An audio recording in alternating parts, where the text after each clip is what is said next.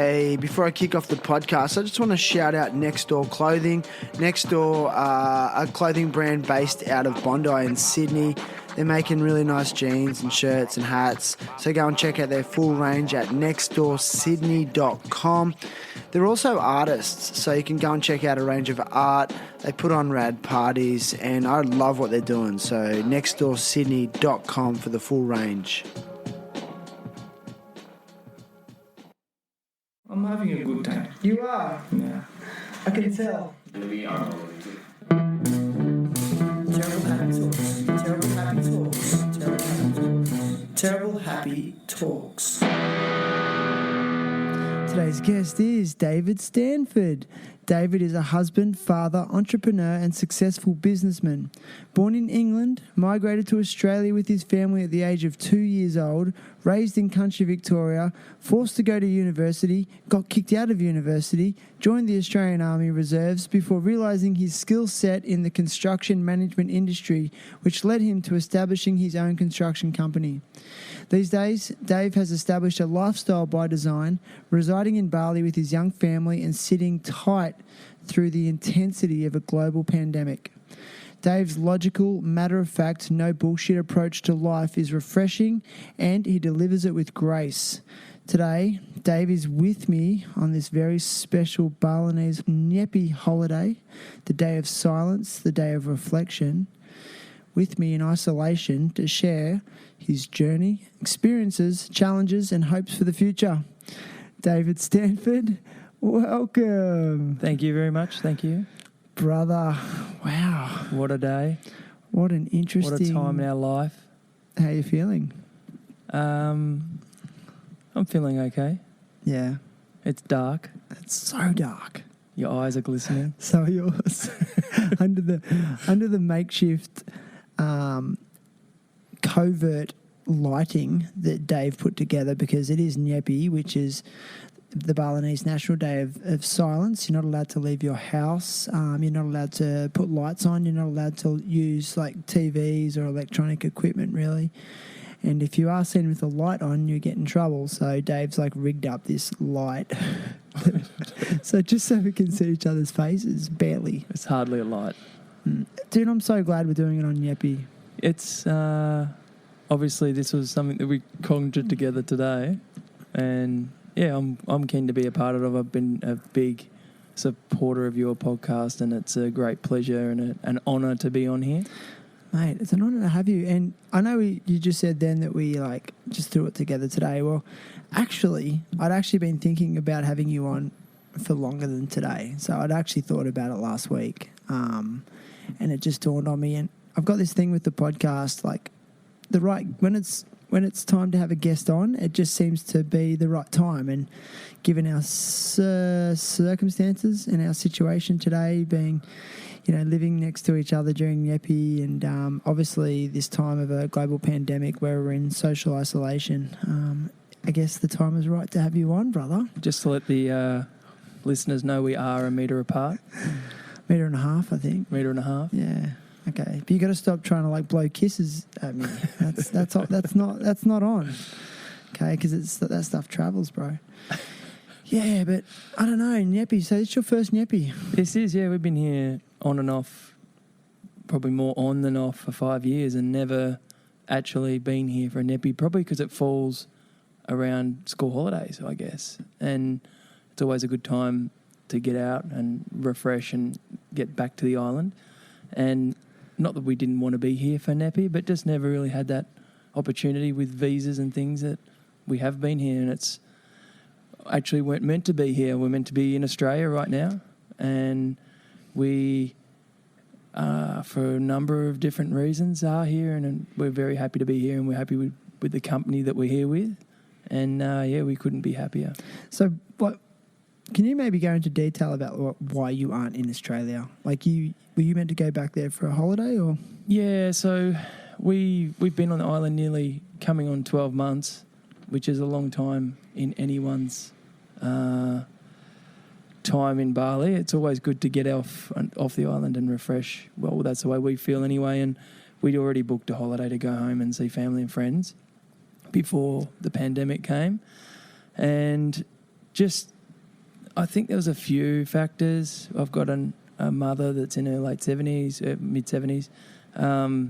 She's had some health issues. The uncertainty of how many people on this island actually have the disease, which I'm not saying I'm 100%, but I believe our family's had it. We've all been sick. We've all experienced symptoms that would suggest we may have had it. Not severe symptoms, just symptoms that couldn't be explained at the time. And we were returning back from an overseas trip, and it was a week after we returned back. So, look, I think there's a lot of people here that have had it and have got on with it. And I know there's an opportunity.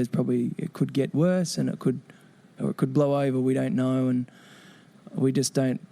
Especially our unit of family, especially Sarah, myself, and Ned, we don't particularly think about things that could happen. We just live in the now, and that's why we decided we wanted to be at our home, which is the home we've built in Bali, instead of going to our real home in Australia and having that risk of passing that on or not passing it on. And even if we didn't pass it on and someone caught it in the town, we would still get blamed, like, let's be honest. So it was sort of like a case of, I also spoke with my brother, who's very honest. He had to sign some stuff at work to say he wouldn't come into contact with anyone from Indonesia.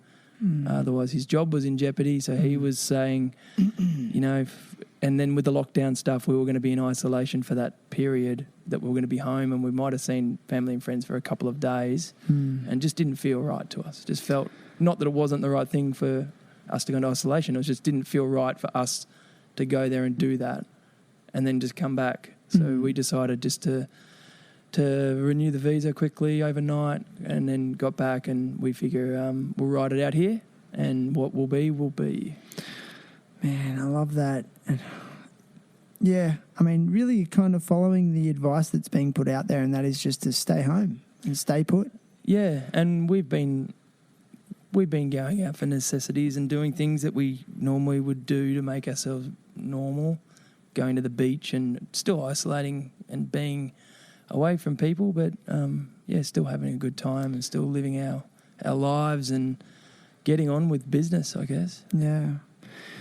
Yeah, you just actually said something then that I didn't, because I've been, we're in unprecedented times. Like, I think everyone I speak to, I get the same reaction out of them. It's this combination of, like, just complete disbelief. Confusion is a big one.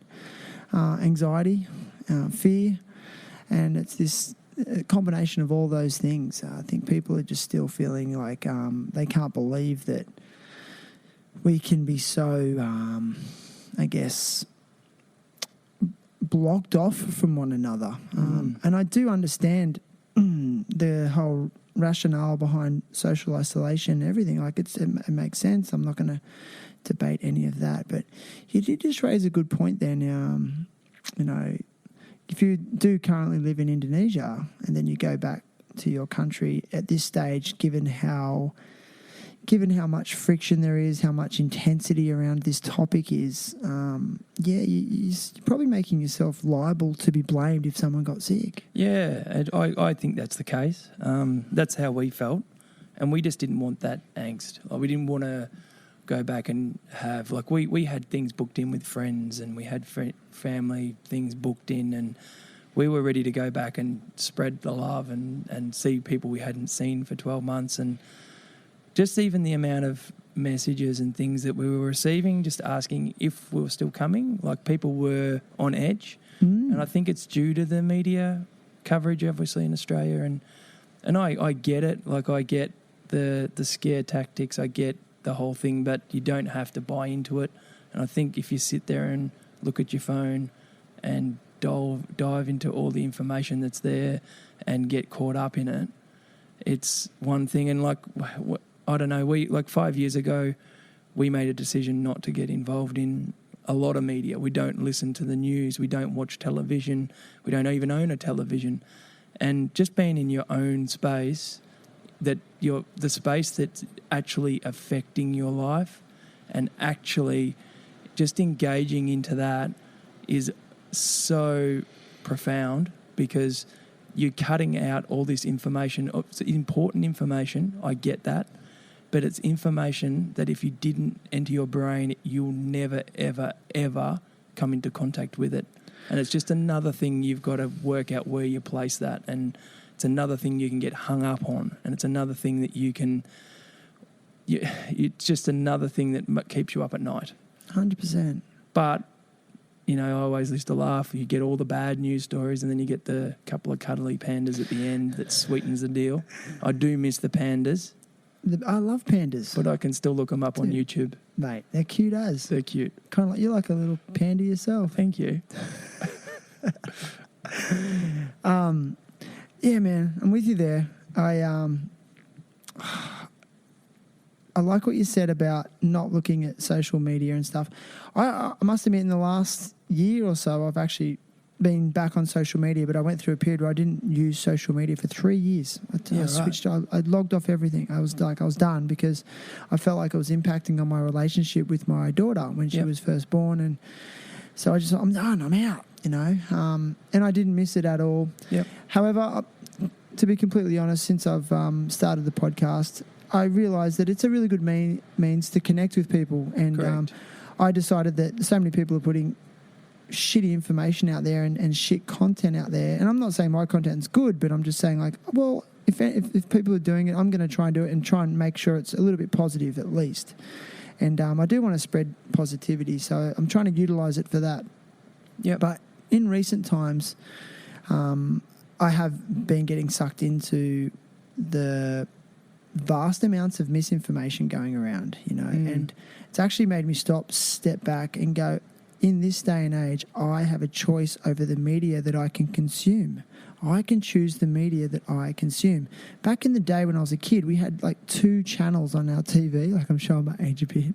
Or was it 4 channels? So you had the 6 o'clock news, and then you had the daily newspaper, and that was it. And then even earlier than that, our grandparents probably just had the newspaper, and that was all they had. Yeah. But most of their information was gauged exactly what you said, off their immediate environment. Correct. So if I'm gauging things off my immediate environment right now, everything seems fine. It seems really good here. It does, and I don't know anyone that's ill, and I don't know anyone that knows anyone that is ill, but I'm not saying in any way that this is not a serious situation. It is. I get it, because I've chosen to look at the most, what I think, accurate forms of media who are providing accurate data. So I've actually tried to be oblivious to all this, and I know we've talked about this off record, and you've sort of been the same, but I actually have, just a couple of nights ago, I decided to delve right into the numbers and stuff like that, and I get it, it's serious. It is serious, and I'm not saying it's not serious, but I'm also saying that we're of a healthy age bracket. We're both very healthy, active people. We have a very healthy, active son. And not everyone is in that situation. Not everyone is lucky enough to be blessed with everyone being healthy. But we are, and that's why we decided to ride this out here, because we didn't just come here to have a cool lifestyle. We came here because we picked this country for the people, for our son to be here, to grow up in this environment which we found to be amazing. And for us to just turn around, it's not about staff. We don't have staff. We don't have a driver. I have 2 arms and 2 legs and a brain and a license, so I tend to drive my own car. And Sarah is also a fantastic driver. I'll put that in there. Well played. And we're here because we've made lifelong friends here, and some of them have gone home, and that is their decision, and I don't hold grudges. And there's people that we know that have just gone on holidays and got stuck. Yeah. So look, we understand there's lots of different ways to do this, and we just want everyone to be supportive of everyone's way, because no one knows what's going on. No one knows the real answer. But if everyone can just support each other in their decision, everyone will be a little bit happier. Yeah, and I think like staying home is just a kind and responsible thing to do, fundamentally. Correct. At the moment, if you don't know and you're not an expert, which most of us aren't, just stay home, stay clean, stay healthy, and it's a responsible and kind thing to do because, like you said, it seems like the elderly and the people with compromised immune systems are most at risk. Correct. So avoid those people if possible. So they're good messages, Dave. You're originally from England. Yeah. I never knew that about you. I thought it was just Aussie Dave. Yeah, I know. And we immigrated when I was 2, so I've been back once as I'd say 7 or 8 year old. In plan on going back at some point, but it's not high on my priority. I don't consider myself English. You're I am really, though. But you've lived in Australia most of your life. My parents made a big move in their early 30s, and it was a lot bigger than me moving here. Take my hat off and respect them for what they did, and then even the first 3 or 4 years in Australia, and to stick around, 4 children, all under the age of 12, to pack up everything and move across the other side of the world when there was no internet, no real means to know where you're going, no chance just to get on a plane at that point and just go and have a holiday for a bit and have a look around and, get a couple of drinks down on the Geelong waterfront. Like, it was literally, look at this brochure, and at that time Geelong had just planted a heap of palm trees around their bay and put some fake sand there. No. And there were some photos taken, and there was a job there. Dad was in the shoe industry, self-made, legend of the industry. Was he? Yeah, he was taken out of school at, I'll say 14. It might have been younger, 14, I think. His parents couldn't afford. They had a lot of children. Back then it was, it was a tough times in England, end of the wars and things. And, he tells stories about having a bath on a Sunday, which was the only day they really washed, and having just a tub in front of the fire that heated up with water. And the youngest sibling went in first and it went down the line, and Dad was the last one in the water. And that was, he couldn't read or write until he was in his mid to late 20s when my mum taught him how to read and write, because he wanted to go and apply for a management role at the shoe company that he started sweeping the floors at when he was 14 years old. Wow. So he worked his way up to owning his own company in a partnership before he was 30, but really poor business knowledge at the time, and end up getting worked over by a prick. And that sucks. It's one of those things. If you're in your hometown, you got to face the music, I guess, and you got to go out in the street and people know your business. And they just had a feeling that they wanted to start fresh, and I don't know why they picked Australia. They did it because they thought it would be a better life for their family, and it was a big move because we have no family in Australia. Yeah, it's a huge move. It was just something that I do thank them for, probably not enough to their face, but I do thank my lucky stars that I didn't grow up in England, and that I did actually get the opportunity to go to Australia and grow up in a lifestyle there. And yeah, it was a shock for them when they moved because it was the middle of the Australian winter. In Victoria. So it'd be the same weather. And they thought they were going somewhere with palm trees and 30 degrees every day. And you couldn't just Google the weather. There was just no internet. And then they packed everything into a big shipping container, and they went halfway across the world on a plane, and they got off the plane and were all dressed in shorts and T-shirts. No. We got off the plane and it was it was in the morning. It might have been 6 degrees. And Mum was like, "You told me it was going to be hot." And for the first 3 months, we lived in Classic. opportunity shop clothes because all of our winter clothes were in transit. No way. So, yeah, we walked around and, yeah, we did it tough. Like Dad and Mum had to start a new life. And I've heard you on your podcast about how cruel Australia was back then too. Like, even for English, you're a stinky old pom. Yeah, or the 10-pound pom. Yeah. Remember that? I don't know Yeah. if your family were 10-pound poms, but the Australian government had that initiative where they were trying to attract, Yep. build the population and build industry. And, yeah, they were offering these 10-pound tickets to Australia to start a new life. And like you just said, like I can't imagine how hard it'd be moving literally the other side of the world away from all your support networks, like family, friends, things that are familiar. With 4 kids. With 4 kids, dude, it's heavy, But we take it so for granted. But imagine you're in the same situation, but you didn't speak the language, Yeah. and then no one else spoke your language. And people, Even harder. People do that all the time. Yeah. And it's like, yeah, just a bit of tolerance, Yeah. Like you said, people just looking for a better life. Yeah. Like how you've moved to Bali. And it made our move a bit easier here to have their blessing, and I guess I had no choice because they did it to their parents. Yeah.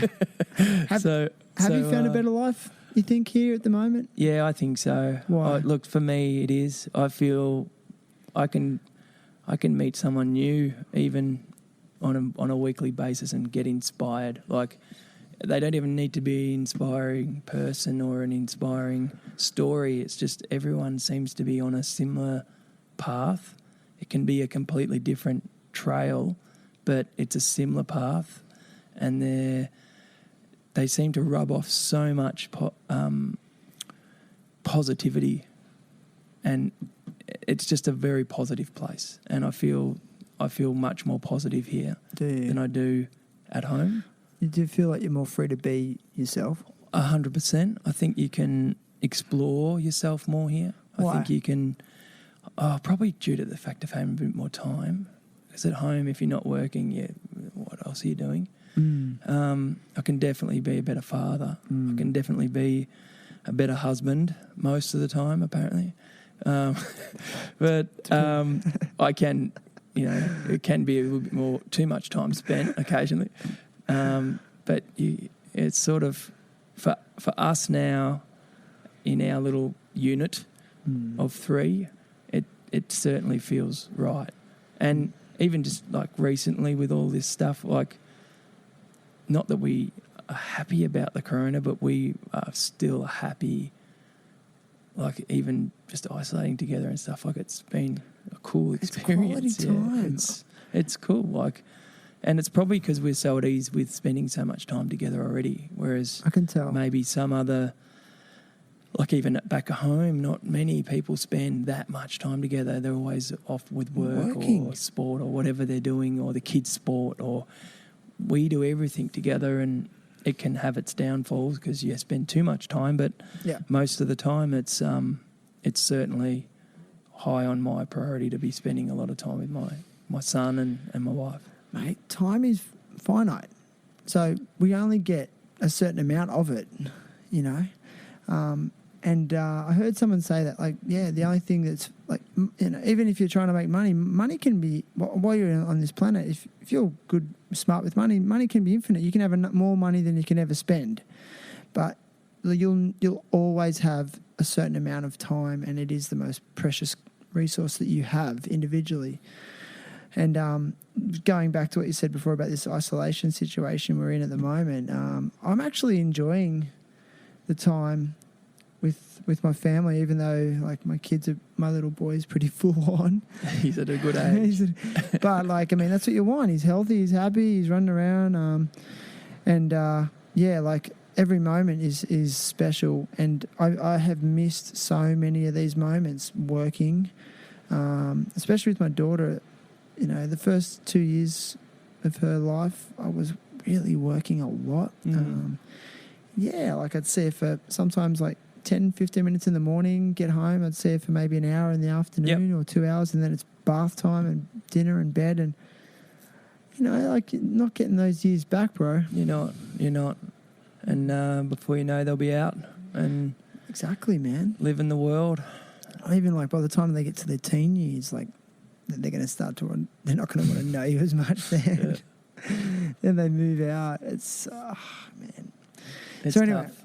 so your family moved from England. You ended up in St Kilda, did you say? No, we ended up in Geelong, and then No, what a contrast. we got there and we were just, like, too young to remember, but we lived in like a small sort of high-risey type setup for a bit, which the company put Dad up in, and until we could find somewhere. And then we moved to a suburb in Geelong, and then Mum and Dad decided if we're going to be here, we want to make it like a serious change. We didn't come here to live in a city so we moved just to regional Victoria. Like, it was only probably a 15, 20-minute drive from Geelong towards Ballarat to a place called Bannockburn, where pretty much spent the majority of my life. Since I was probably 3 years old. Pretty much lived there until my sort of mid-20s. Suburban sort of area? Nah, full country. Like, full country? It was, you had your farmers, but then you also had your like a township. So the township was cool, like a school of 100 kids, up until primary school, which now it's a huge town. Like, it's one of the, I think it's actually one of the fastest growing towns in Australia. Right. Because there is so much space and they just keep opening it up. Subdividing. Because so many more people are moving out of Melbourne for commuting. affordable. Yeah, and they're commuting. So there's a lot of people that would live in that town that would commute to Melbourne for work. Okay. A lot that don't, a lot that just commute to Geelong. But it used to be the town that you'd go down the main street and you'd know everyone, every single person, and you'd know every kid. And I still have fond memories of just jumping on the push bike and chucking on the cricket bag and going down the cricket nets after school and meeting up with all my mates and just BMX gang, like just freedom. There was no worry about safety of your children, or it was just a really cool place to grow up, and it definitely shaped me. That was my question. You've already sort of answered my next question. It was like, how do you reflect upon those early years growing up in that town? So it's just feel positive. I feel really lucky. Like, it was a one horse town. So looking back, there's things that you miss out on. There's things that you run away from because you want more. Like what? But then there's plenty of people that I grew up with that are still living in the town and are truly happy. And I truly respect that. And I never try and rub off what I'm doing on anyone else, because this is my journey and everyone gets a chance to make their own path. And my path is no better than theirs. It's just different.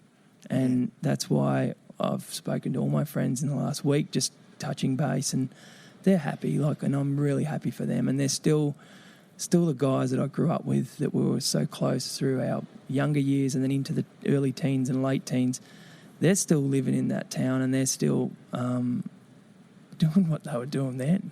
And I fully respect that, because sometimes I wish I could do that, but there's something inside me that I need to keep moving, and I don't know why, because sometimes I feel like it would be just easier to just do that, but I'm not here for the easy run. I'm here for the hard run, and it's a long run, and it's just the way I'm wired, and I can't explain it. Dude, I'm just like, as you were saying those things, you were watching my facial expressions, I'm nodding my head, I'm like, I'm the same. Like, those words, what you just said then, like, I just have to keep moving, and that's how I've always felt too. And the fact that I'm here with you and we're talking, I just have these moments where I'm like, the universe really does propel you towards like-minded people, especially if you are on the right path in life, in my opinion, and then the right people are then placed in your path to keep you on that same on that direction and trajectory. And I'm so the same. Like, I like culture and I like people. And I, like you said, I do respect the people that like to stay put. And like you said again, it was like, if The world sometimes needs I all wish types of I could people. do that. Like, I wish I could do that, as opposed to, I'm going to just turn my life upside down and drag my small family over to Southeast Asia and start a new job and walk away from a really secure job and all that. Yeah. And it's been hard. Yeah. But what happens, I think, with people like you and I is we have really hard times when we make those choices.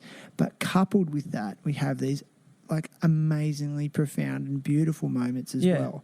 So it's like those waves are more up and down as opposed to just even flow. So yeah, man, it's cool. It's good. And you know what you've done is even harder, I reckon. Like, I feel really lucky to be able to come here and not have to worry about working here. And it was something that we made a decision early that we didn't want to come here and try and start a business. We didn't want to come here and, like, obviously you touched on that I'm a builder, and we could have come here and started just building multiple units and multiple buildings, and we could have come here and tried to get involved in a piece of Bali like a lot of people do. And I don't disrespect the people that are doing that, because there's obviously a reason that they have to do that. But we certainly came here for a completely different reason, and that was to try and just slow down and just give back to people, not anyone in particular, but my wife's unbelievable with running around and looking after dogs and things that she does off her own bat, out of her own wallet, that with no pats on the back, with no social media, look at this, what I'm doing. It's just something that she's become really passionate about, and she's always been passionate about, and I try and help as much as I can. We've had times where I've been tackling mangy old dogs with towels and stabbing them in the butt before we could get our hands on the Really? Not a tranquilizer, just like because you can get medicine obviously now. That Medicines. Okay, so tranquilizers. A lot of people don't realise that 99% of the mangy dogs you see there, all they need is a Prevecto tablet. They've just got parasites. Yeah, so it's a skin disease. So the Prevecto tablets are available now. So it's a lot easier, our role, because they're meat flavoured and you just throw them to the dog and they eat them. But in the early days, it was not readily available, and you had to get it in a little injection form. So we'd be tackling the dog with a towel, holding it down, injecting it. She'd get on the scooter, start the scooter, and then I'd sort of push or throw the dog, and then have to hold the towel like a bullfighter and jump on the back of the scooter and burn off before we got bitten. So it was all good fun. Like we used to have a ball, get a big buzz out of it. You sleep well at night. Just we just love. Is that how you get your exercise? Yeah, pretty much. Just do what we can do, and we just want to be involved. And it's a beautiful place to be. You want to be of service. I don't. Yeah, we're not here to try and increase our wealth, or we're here to increase sort of our well-being. Why did you feel that you needed to do that then in the first place? Well, my wife was the one that sort of called me out. Working long hours, big hours, to the point where I was almost, she says I had a green face, like I was going green. My skin, I was inside a lot. I was not exercising after playing sport most of my life, and then going to just working flat stick and thinking that I was doing the right thing, thinking that I needed to get ahead for my family, thinking I needed to support my son. And it just was like a beast that kept growing and growing and growing inside of me, to the point where I almost probably was going to have a breakdown. And she was the one that picked up on it early and booked me a flight to come to Bali with my business partner, Andrew, who had spent a lot of time here over many years. And we'd been to quite a few places, but never Bali. It was never on my radar. It was never... Bali to me at that point was the place that you went if you wanted to go on a bit of a yobbo holiday. It's just the way it was perceived. And it still is probably perceived that way. And I feel really bad that I felt that way, because when you get here, it's... I'm sure you could have that type of holiday if you wanted, but... Those areas are very small, man. They're very small. If you look at the whole island... It's very small. Very small. So yeah, we came here. He hired a scooter, and I hired a scooter, and we spent 2 weeks, and we drove around the whole island. And Amazing. it was just an eye-opening experience, and it just completely changed the way I felt about everything, including time that I was spending at work compared to at home with my family. And it just made me rethink, I guess, the meaning of life. No one really knows the meaning of life, but certainly adjusted my thought patterns. And I got home and I said to Sarah, it was the most amazing thing you've ever done for me, and I'm so happy that I was able to experience that. We're going back together because there's a place called Canggu, which at the time wasn't what it is now. And that's just the beast of Bali. I still love it. I still love it. I still love it. But it's still got some tranquility there. It has. It has. Like, I know where you live and you know where I live. Like, yeah.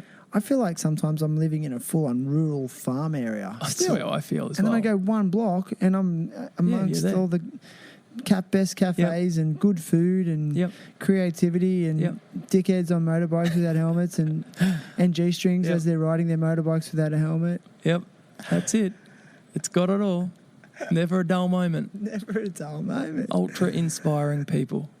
Ultra inspiring people. Yeah, so I just said to Sarah, let's go. So we went home. I probably was less than just over a month, like 4 or 5 weeks. And all three of us were on the plane and we came over. And she was like, this is amazing. I get what you're seeing. I get what you're feeling. I feel the same way. And then we went home and we just couldn't stop thinking about it or talking about it. And you were both on we were the same talking to page friends with it. about it, and they just didn't get it because I hadn't been, and it was like, it's Bali. I know. It amazes me how many Australians think it like that. It gets such a bad rap in the media. Yeah, and then we were on a plane again within 6 weeks, and we were here for Christmas. So we came over for Christmas, and we've just said if we find a villa, we're going to take it, and then we're going to be here for a year. And then within like a couple of days, you know what it's like here. You go down to the beach and met an old mate, Wayan Yesno, who's like a legend down at Batiballong. Yeah. His son now is the legend, Oka. And he was like, yeah, come on. My family's got one for rent. And we ended up meeting this beautiful family who we still see monthly. And we took the villa and we just looked at each other and said, we're stuck here. We're here now for a year, so let's get on with it. And the rest has been history, and we've spent every minute we can here since. Am I correct in saying that you actually built a place here? Yeah, we have built a place now, but not the way most people build places. And that's what do you mind if we go into it a little bit? Because I do know the backstory a little bit. I actually haven't heard it from you. I've actually heard it from a mutual friend of ours who told me how you did it and what you did. Can you share it? So we had been spending a lot of time over in Parayanan, which is where you live as well, and met a family just organically, staying in a long-term villa there. And they had a son a little bit younger than ours. His name's Rasha, and they just hit it off. 2 boys just fishing and running around and just being boys, playing. He'd come up to our house, we'd go down to their house and just struck up an organic relationship. And that was a time when the town was obviously growing a little bit, and his father, Katut, had some land, and he was trying to lease me some land. And I said to him, come on, like, trying to just a little bit of education that if he could put a villa on the land, that in the 20 years' time that he would be able to lease that villa, he would be so much more financially, like 50 times more financially better off than if he just leased the piece of land to me. Not that I wanted to lease land at that time. And he said he couldn't afford to build the villa, and he went down. I said, see if you can lend the money. He tried to lend the money, and he couldn't find anyone that would lend him the money. And then we just were talking one day, and I said, what about if we come up with just a completely different idea? Like, we're in Bali. There is no real rules. You can just get a notary to write up whatever you want. So what about if we could design you a villa that would stand the test of time, but you'd have to build it how I want it built. Being a builder, I was very particular. I can pay for the design and do that because I already had designs in mind which I was able to sketch up. And we, after doing the paperwork, we can pay for the building to be built. What? And in return, we can come up with an idea where we can lease that off you, and in a form of, for every, say, the way it worked out in the end was every $10,000 we spent on the building, we acquire a year's lease. Okay. So it's good for us because the building we've built is worth a lot more than that. But right up. So let me clarify. So you designed it. Yes. You built it. Yes. You spent the money. Yes, but he provided the land. Okay. So we did it as a joint venture. So effectively, when you build, he brings the land, you bring the materials and the building. So you're paying. You're buying it off each other effectively. Yeah. So you're buying land space. He's buying the actual building. He built it with my money. So I virtually paid for my lease up front without even being able to see what I was getting. That's pretty. Sounds risky. It's not. It's a notary. It's a just having that contract in place, legal document. It's really no different to going and leasing something. Yeah. For 10 years. Has it all felt like up to standard, like everything well regulated? Doesn't feel sketchy. Talk a bad word about any of the process. It has been seamless. I always make it feel like it's his, even though we're the ones that have put the money in. I always call it his villa. It is his villa, in my opinion, even though we've had a lot to do with it. But we at the end of the build also gave him $100 million, which was for his time that it took to take out. He had to leave it. He had to leave his work. He had to. So it's been a win-win for both. Yep. And it feels like we'll have that villa now for 8 years. And at the end of that, we have to give that back to him, and that's what we wanted. Dude, so for the next 12 years, stoked. so instead of getting that 20-year land lease, he's got it for 12 years, and he leases it with a house for whatever the market value is. No way, Dave. So we've given him that asset, really. Well, we have, but he also did a lot for it. So it's not like a handout. And we have, so I'm not going to sit here and say we haven't benefited, because we can still, like, we could have built a really crappy villa and it probably would have been worth 15 grand. Yeah. And we could have got it for 10.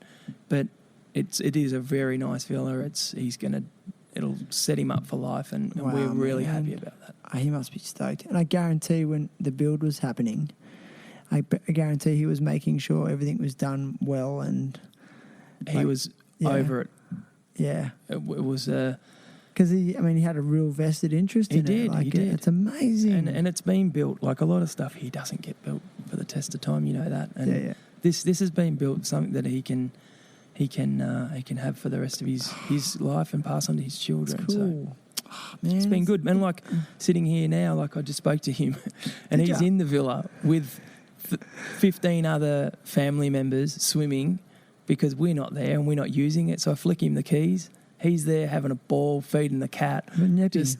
Feeding the cat. Just having an absolute ball. Kids are doing bombs in the pool in the background on the WhatsApp chat. And it's just such a cool thing. It's community-minded. Yeah, it's a cool thing. It's the spirit of community. Like, you're working together, helping each other out. Like, it's really beautiful, man. I see a lot of foreigners come here and just want to take. But I mean, like you were saying, I still benefited from it. But yeah, but you're still giving. Like, it's still business. But I just think it seems like it hasn't felt like business for us. It's felt more like two families coming together. Gotcha. And just working together for a common goal. Man, it's just it's really inspiring, Dave. And it's sort of something I've spoken to a few people about since. Like, I'm not saying it's a great, it's a great way of doing it, but certainly coming here and leasing land for 20 or 25 years and putting a building on it and getting an extension, like, that's what everyone does. Yeah. It's not the only way you can do things. Gotcha. You can open your mind up and you can think about ways and means of doing things, because a lot of people don't want to lock in something for 20 years. I know, I'm not sure how you feel, but would you want to come and lease something for 20 years, or would you prefer... well, I mean, it's a risk, especially risk, when you consider, I mean, are you going to get capital gains off that? Is it going to pay you back later on?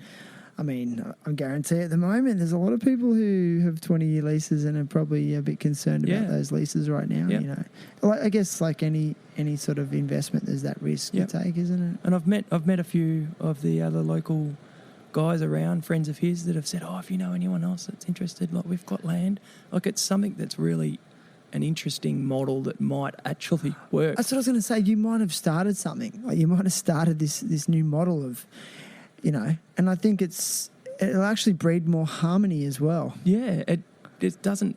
Amongst the foreigners and the locals. Yeah, I agree. Not to say there's disharmony, because the locals are so damn tolerant and patient of us. Yeah. It blows me away. Yeah. But it would just breed more harmony and ethics, and, it's nice, man. Oh, thank you. So, listen, you... where were we up to? Your family landed down in Geelong. G-Town. You went to school there. Good memories. Schooled. High school. What were you like at high school? Let me guess. I'm going to play Let Me Guess. You were the sporty kid at high school. Best subjects were woodwork, metalwork, stuff like that. Yeah, Design pretty much. technology. Until I've never been overly smart. I think I got bullshit. I got I was working at 14, so I was pushing a broom in a... Same. I've always worked. It's had my first job. Same. I was pushing a broom in the like local supermarket. Used to ride the bike down there on a Sunday, push it round, you get paid. I was paying board at that age. So I was coming home at 14. Mum's like, 20% board. 20%? And I'm like, get out of here. Come on, Mum. Working my ass to the bone. Dude, I was paying 10% maybe. Yeah, so 20% board. It was always 20% board. So 20%. Went from there to just... The second job was I was 16, and I was at the chicken farms. Chicken farms? Picking up eggs and getting attacked by roosters. Steggles. Steggles. Did you work at Steggles? Yeah, then went onto the vaccinating crew, just like catching chickens. Well, you graduated to the vaccine. Rolled a few tractors, got in some trouble, always messing around. As a teenager? Yeah, got a job once riding horses and hustling cattle. Really? Never ridden a horse. How'd you get there? I worked it out. Bullshit your way into it? Yeah. It was all right. Way. First time I was on the horse. Second time he's like, I think you take the four-wheel motorbike. And that was just a little summer job. But, yeah, always done something. At school I was never top of the class, but always could get through. I was smart enough to not sort of pay too much attention, but be able to get through at the end of the day. You're right, though. I did like woodwork. Plastics. I used to have a thing called plastics, and it was like you got plastic sheets and you could glue them all together and make. Let me guess, like corrugated sheets and stuff. No, it was just like perspex. Yeah, oh, okay. Yeah. Plastics. Woodwork, metalwork. Yeah, it was all good. Sport. I always considered myself to be I always committed fully. Like I was the best trainer. I was the best. You're at every training session? Every training session. Never missed a training session. On time, pumped, up and about. Every game day. Voice out on it. But never... Like, my brother was the opposite, but he was probably a better footballer. I fucking hate those people. But he couldn't give a shit. It shits me. So I was always the one. But then I sort of caught up around 30 for some reason. I got better as I got older. Late bloomer. Yeah, late bloomer. AFL footy, yeah. It's interesting. Local leagues. I was the same. Like, I grew up playing soccer, and I was always the smallest guy on the field, you know. And I used to, the same thing, hard worker, but just because of my physical size, I was never the best player on the field, but I wanted to be so bad. Yep. So I just developed like small man syndrome, like you wouldn't believe. I just wanted to fight every big guy, you know. It's terrible. Yeah. Anger management issues. Yeah. But, you know. You got to do what you got to do. I'm still working on it. Getting better. Okay, so high school days. Yeah. Oh, hear that? Gecko. You know what that means? Someone told me, a Balinese told me, if you're having a conversation Yep. and a gecko goes off at a certain time, it means the spirits like what you're talking about. Oh, nice. Seriously, let's see if we can hear it. Oh, it stopped. I held the microphone up there. Good timing. Obviously not liking what you're saying. No, it doesn't. It likes what you're saying, Dave. But on another note, man, it's Nyepi. It's like fucking pitch dark, dude. But this is like every single light in Bali is off right now. We're looking off the Bukit Peninsula. We're at Uluwatu surf villas, and it's we can see like maybe 4 or 5 boats over at Java, and there's not a light in the sky. And the wind just stopped, and it just feels so still. Yeah. You can slightly. And all you can hear is just like waves breaking at temples out there at Uluwatu. Yeah. Which we're going to surf tomorrow. I'm going to try and surf. My friggin' back's killing me. Put you in a brace. I'm going to, whatever it takes. I was so gutted the other day when you two were surfing temples with 4 people out. Oh, it's just magic. And we were 2 of them. You were 2 of them. And the other one was like a pro surfer from Bali, Patet. Listen, man, it's so crazy. I love that, I really love your honesty about your ability levels. Like, some people, you could easily sit here and go, because I don't know jack shit about your past, you could go, yeah, I was really good at AFL. Like, you're probably pretty good. Oh, it's all right. But you're not sitting there going, yeah, I was good, yeah. I've been actually having a kick again. I've been down Why? at the Bali Geckos. Oh, have you? Yeah, just been running around there on a Wednesday night. You're too old. No, You're going to get injured, man. Just turn it on. You get injured. This is what happens like with people like you and I. When we played sport when we were young, we stopped for 10, 15 years, and for some reason in our 40s think we can just go back and start where we left off. Yeah. And then, boom, groin gone, back gone, ankle rolled, knee blowout. I haven't been playing games. It's just a bit of training. Oh, okay. You're not actually... Friendly ales afterwards and a bit of nice. chewing the fat with a couple of guys similar aged, and it's just nice to be able to break the week up. It is, man. Hump day. Just head down to the local oval, Finns, and... Oh, yeah? Just have a bit of a run around, yeah. It's a good pitch, that one, isn't it? It's good crew down there. Is it? Yeah, it's really good. So you just train, you don't actually... Just train. Look, the guys do play. Small games, yeah. They play. A lot of it would be out of my... look, they had one booked in to go to... where were they going? Sri Lanka. Okay. So they're booked like a week away in Sri Lanka where they go and play cricket against the Sri Lankan team, and then they play footy against them, and then they're going to head for 3 or 4 days of surfing and then a golf match. It all sounds fantastic, but that's a big leave pass.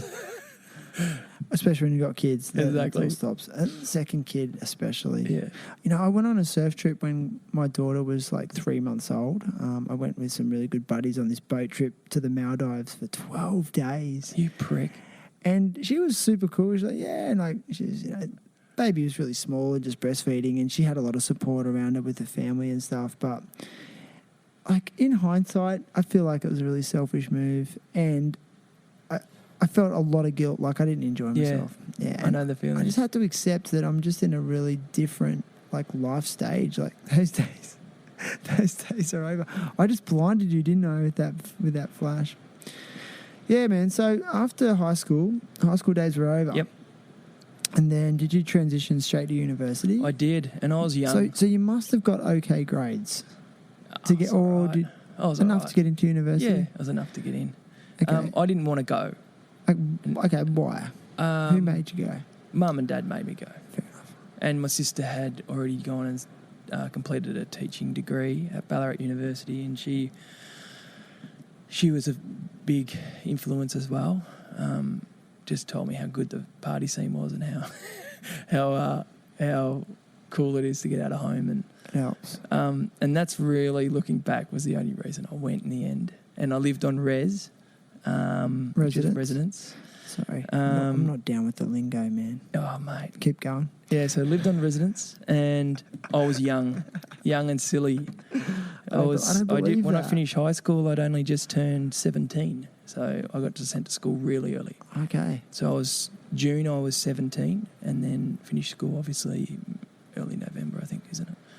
So I was 17 and a bit, and I was off to university with a life ahead of me, and just lived the life, I think. And I had quite a lot of money because why? I'd been working since I was 14, and So I was you a saved Scrooge. it? I was a Scrooge. Really? So I saved you were smart every with your money single cent. I had when you were young. over $6,000 in the bank. That's shitloads when you're that age. And I was going to buy a really nice car, and I ended up buying a Ford for $6,000. A Holden Corona.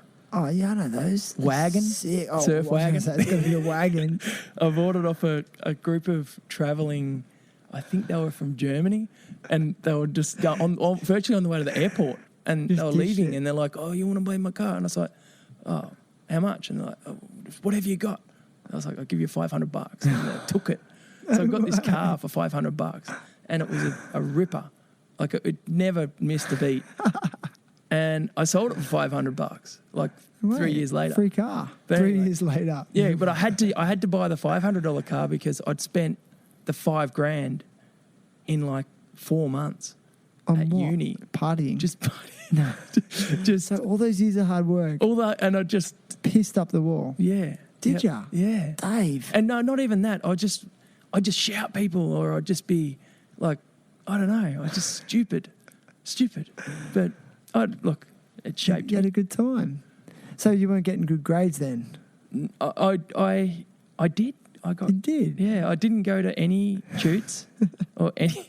I didn't go to any like one-on-one stuff, but I'd already experienced a lot, and I was doing human resource management and OH&S and stuff, and I already worked on chicken farms for 4 years. Yeah. Like, I already knew OH&S, so by the time you got to the point of doing your end of semester, whatever they used to call that. So you had that life experience. I just go back on that and write my, like I talked about one of the OH&S things was about an incident. So I just talked about when I actually did roll a tractor and it rolled over my leg, and I had to go, and the implications and just talked about where it went wrong and it was actually and then they called me in and they said, how have you got an A? You haven't even been to a class.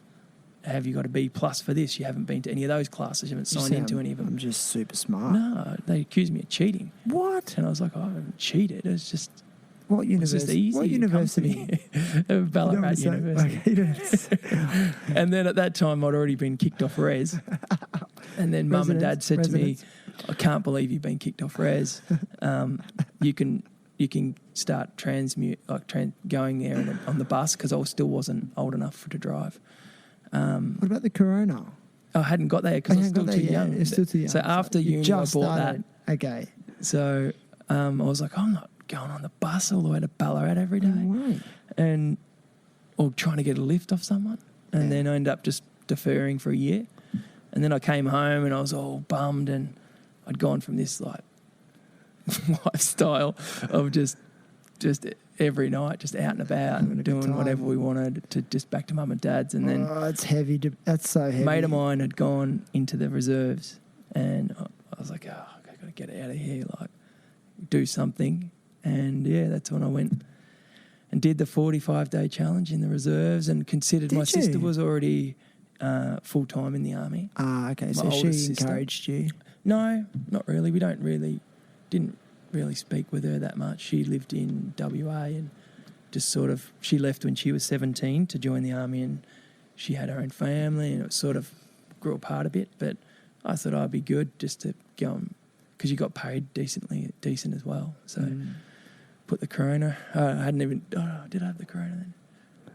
I'm sorry. I just find it so weird that your first car was a Corona. Considering what's going on in the world. Yeah, that's true. That's true. It's very weird. So I did that, and then I got out of there and came home, and I started as an apprentice bricklayer. That's my first introduction to the construction industry.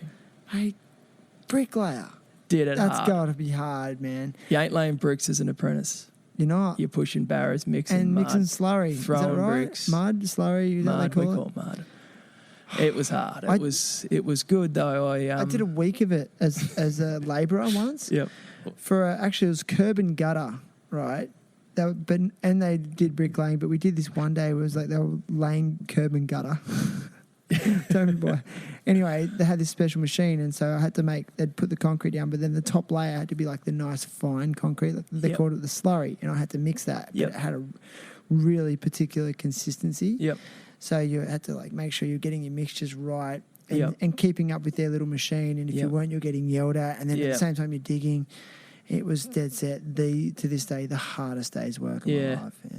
Well, back then it was tough. Like I'd start off with a small domestic company, and just wasn't getting any time on the trowel. So I just wanted to lay bricks. So I was just like, I'm ready to lay bricks, and all I was doing is mixing mud, stacking bricks, ready to be someone else to lay them. So you're just Gotcha. being a labourer.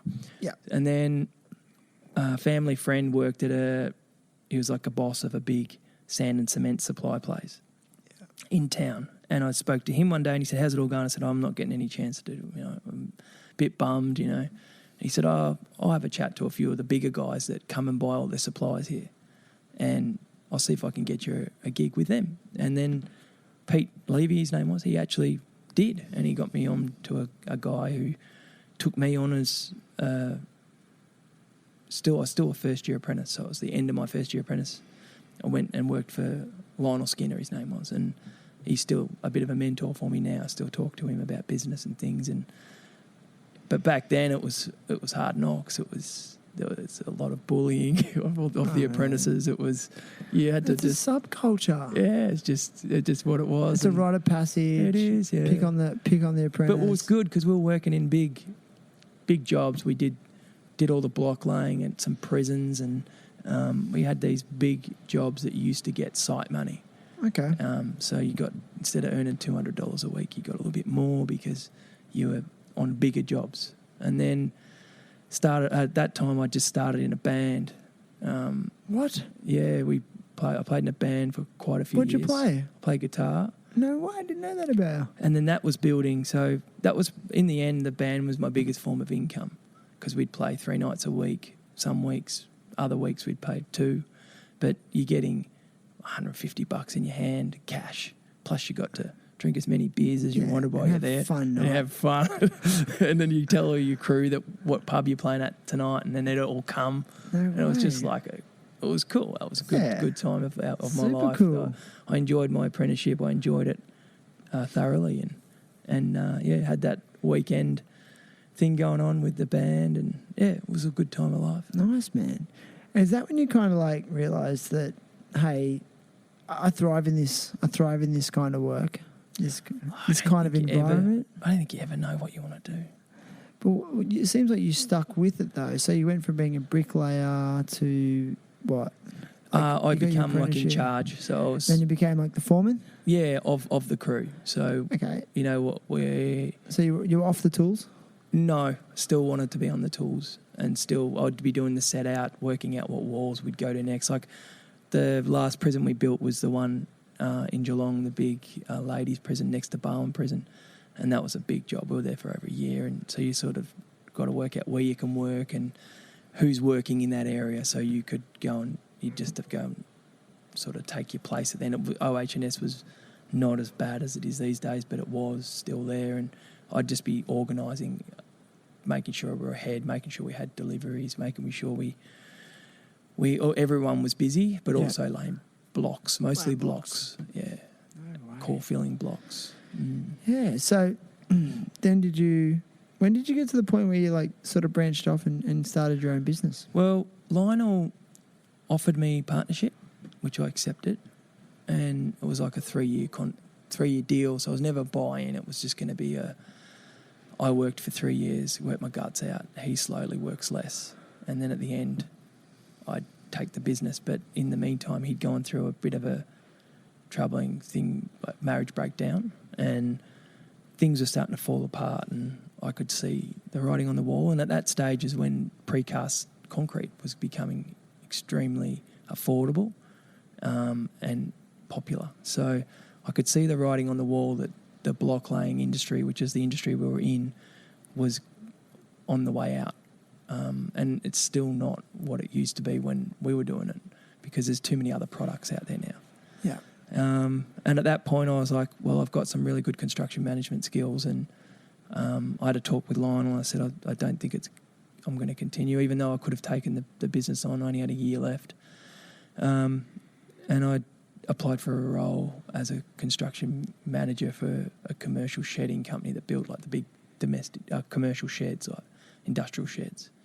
And I got that job, and then went into that. And I've always been really ambitious, and really I take it on as if it's my own. And I was there for a few years, and then end up running that pretty much the whole show. But Did you enjoy it? I did enjoy it. Enjoy the challenge of it? I did enjoy it. It was all new to me. I had to learn how to use a computer again. I had to learn how to send faxes. I had to learn how to even write emails and punctuation and look professional. Yeah. Because you lose that.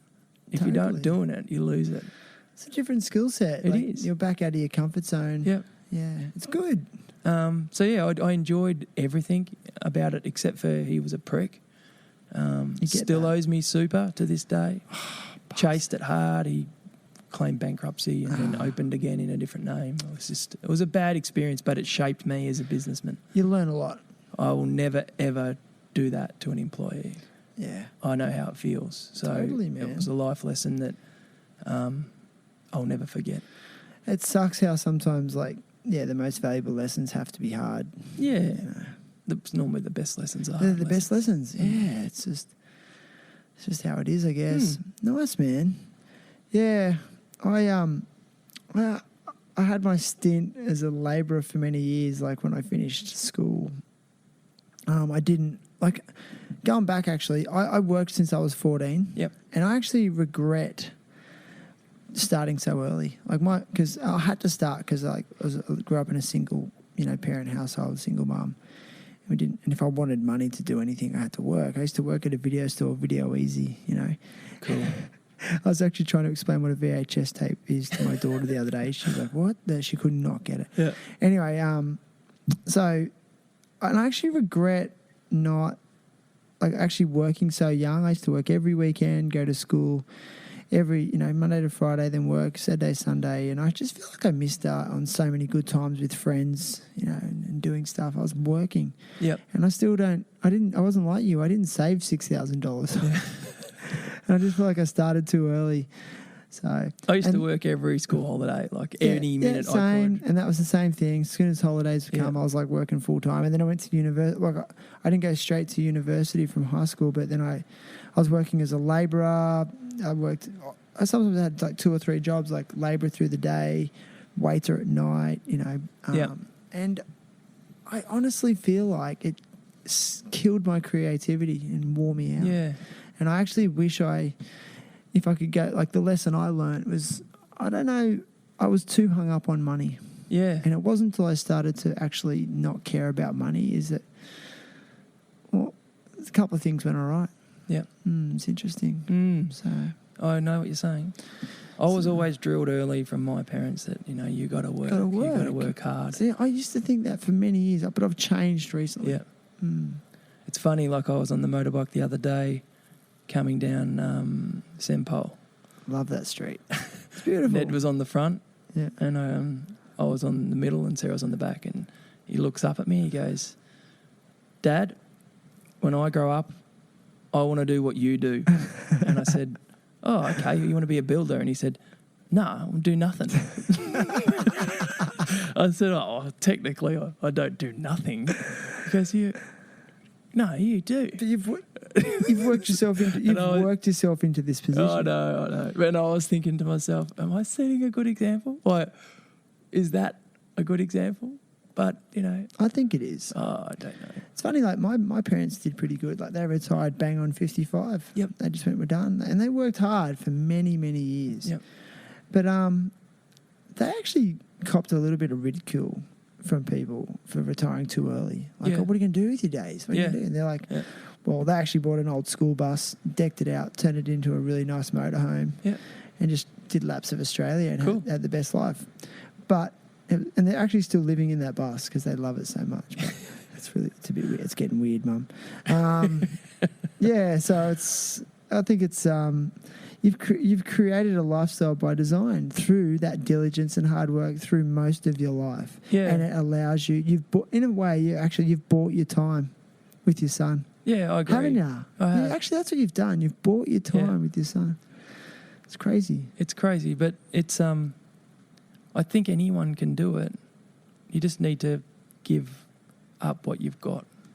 Sacrifice. And it hasn't been easy because even just moving here and doing this, it's not an easy move. And you do miss people and you do have days of, you know, just laying there thinking, what am I doing and why am I here? And you do have those days and it is hard, but I think it outweighs, the good stuff outweighs that stuff.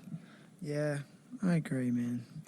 I'm in a really weird place at the moment, very reflective. I don't want to go back to the current situation in the world, but I'm going to anyway. Like, I don't think I've ever felt these feelings of like, it's almost like these feelings of like apocalypse.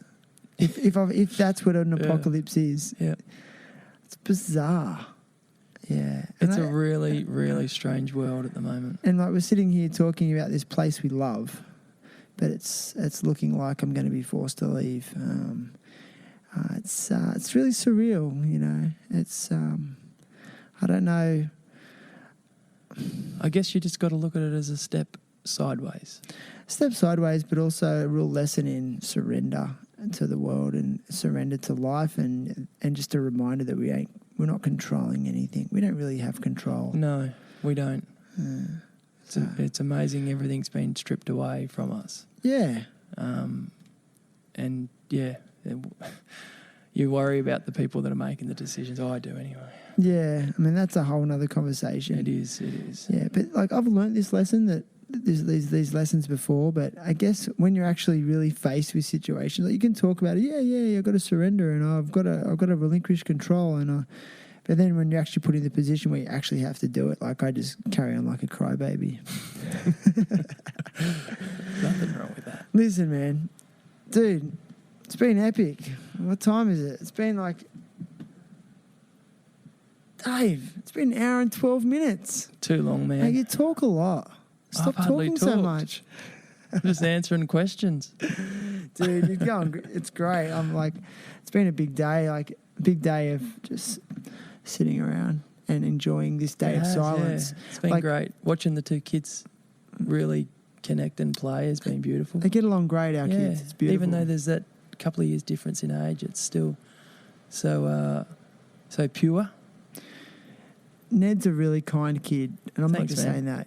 He's kind because he's older than my daughter, and you know, kids tend to have a tendency to try to dominate when they're older. But he's kind. Thank you. So there you go. And that's a pretty compliment much to all you. we've ever wanted from our son. Have you? Is just we've never really cared too much about education through primary years. I think it's more about trying to turn them into good humans and kind humans and having that rapport for other people, no matter where they're from or what their background is. That's been our number one focus, and I'll just put my hand up now and say it's definitely 90% his mum. She's an absolute workhorse. She gave up a career in real estate that she was flying along at. We decided to have kids, and we had kids, or a kid. That's another story. And she has stuck it out at home, and she's seriously the best mother and wife I could ask for. And she often underestimates what she's done, but that human that she helped create and that human she has taught over these first 7 years is just an absolute. She should take. I take my hat off to her. Oh, mate, it's beautiful, bro. She'll really appreciate hearing that, I hope. Yeah, She will. And I think she knows it, man. she knows. Dude, what was I going to say? Like I said, today's Nyepi. It's the day of silence, and I just think it's one of the best public holidays I've ever seen anywhere in the world.